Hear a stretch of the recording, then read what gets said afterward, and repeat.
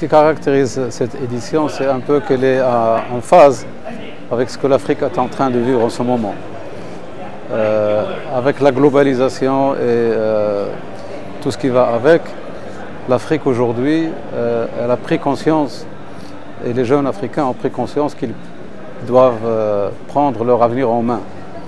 Et donc, le fait qu'on ait une rencontre de ce niveau-là, dédiée à l'ingénierie et comment l'ingénierie peut contribuer à la prospérité en Afrique, c'est quelque chose de nouveau.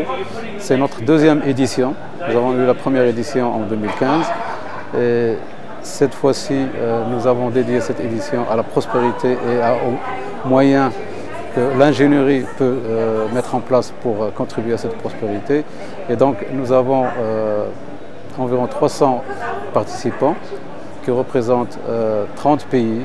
Et c'est quelque chose qui est quand même assez encourageant. Le but recherché est d'abord de combler un vide. Au niveau de l'Afrique, comme on a vu, il y a un besoin important de projets pour faire face à la croissance en termes de population et en termes d'urbanisme. Et tous ces projets-là ont besoin d'ingénierie forte. Et donc nous sommes partis du fait qu'il y a un vide, puisqu'il n'y a pas un leadership d'ingénierie forte. Et donc nous nous sommes proposés de remplir ce rôle et de fédérer les efforts des acteurs en Afrique pour justement avoir des actions concrètes qui permettent de faire avancer les choses.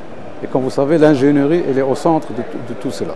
La principale attente, c'est que l'Afrique se prenne en charge elle-même. Le fait d'avoir ce forum vise justement à ce qu'il y ait un dialogue sud-sud, qu'il y ait un dialogue dans lequel on a des compétences africaines, avec un ADN africain, mais qui sont utilisateurs de know-how de classe mondiale. Avoir l'un ou l'autre n'est pas suffisant pour nous. Il faut avoir les deux. Il faut avoir l'ADN africain et les compétences internationales. Donc c'est ce que nous visons à travers une rencontre de ce type. Merci à vous.